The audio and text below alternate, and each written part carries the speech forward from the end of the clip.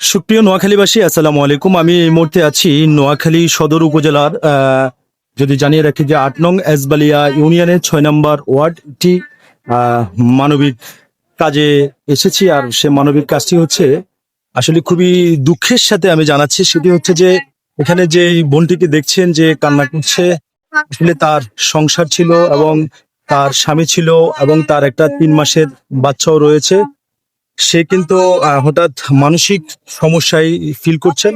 আসলে তার মাথায় সমস্যা আছে, এলাকাবাসী আমাদেরকে জানিয়েছেন। এই কারণে আমরা সরজমিনে এসে তার ভিডিওটা করার চেষ্টা করছি। দর্শক, এটি হচ্ছে সেই অসহায় বোনের ঘরটি। আমরা এই মুহূর্তে আপনাদেরকে সরাসরি সবুজ টিভি চ্যানেলের ক্যামেরার ফ্রেমে দেখানোর চেষ্টা করছি। আসলে দেশবাসীর কাছে তারা একটাই চাচ্ছেন যে আর্থিক সহযোগিতা চাচ্ছেন, আর্থিক সাহায্য চাচ্ছেন। যদি আর্থিক সাহায্য আপনারা দেশবাসী এবং প্রবাস থেকে যেখান থেকে দেখছেন যদি একটু সাহায্য করেন, তাহলে এই পাগল বোনটির ট্রিটমেন্ট করতে পারবে। দেখতে পাচ্ছেন যে একেবারে সেই খুবই অবস্থা খারাপ এবং তার ৩ মাসের একটি বাচ্চা রয়েছে, সেটাও আমরা আপনাদেরকে দেখানোর চেষ্টা করছি। আপনারা আমার সঙ্গেই থাকুন। আশপাশে দেখছেন যে উৎসব জনতার ভিড় এবং আশপাশের সকল মানুষ চলে এসেছে। আমরা আসলে এখানকার স্থানীয় যারা আছে তাদের থেকে একটু জানার চেষ্টা করব ঘটনাটা কি হয়েছে। আপনারা আমার সঙ্গে থাকুন।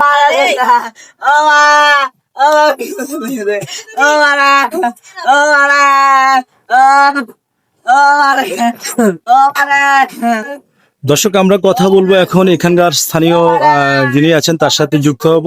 আসলে এখানে ঘটনাটা কি সমস্যা এবং কি সমস্যার কারণে আমাদেরকে আনা হয়েছে বা আমাকে এনেছে আমরা জানতে চাবো। আপনার নাম কি? আচ্ছা, এখানে কি হয়েছে একটু বলেন তো। আমাদের এই পার্শ্ববর্তী এক বছর পর আর খোঁজ খবর নেই, না নেওয়ার পরে একটা বাচ্চা হয়েছিল ছেলে। তখন ওই বাচ্চা হওয়ার পরে মাথার সমস্যা হয়ে গেছে এবং ডাক্তারের কাছে গেছি। ডাক্তার মাথার মধ্যে একটা রোগ আছে, ওই রোগটা শুকে গেছে, রক্তর কারণ ওই রোগটা শুকে গেছে।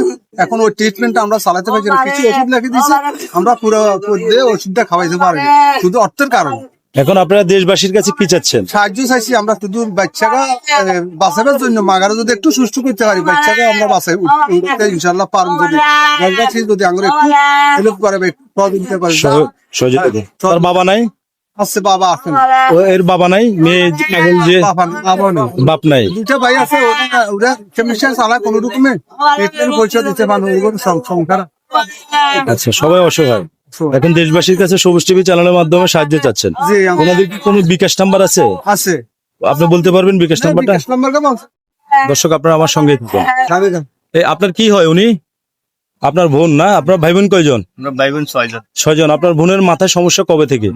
সমস্যা মানে বিয়ে দিবে আর মানে বাচ্চা মানে ওই পাও 2-3 মাস আসিল জামার বাড়ি, ইয়ারও বাচ্চা মানে উদ্ধার হয়েছে আর হাসপাতালে বাচ্চা উদ্ধার হয়েছে।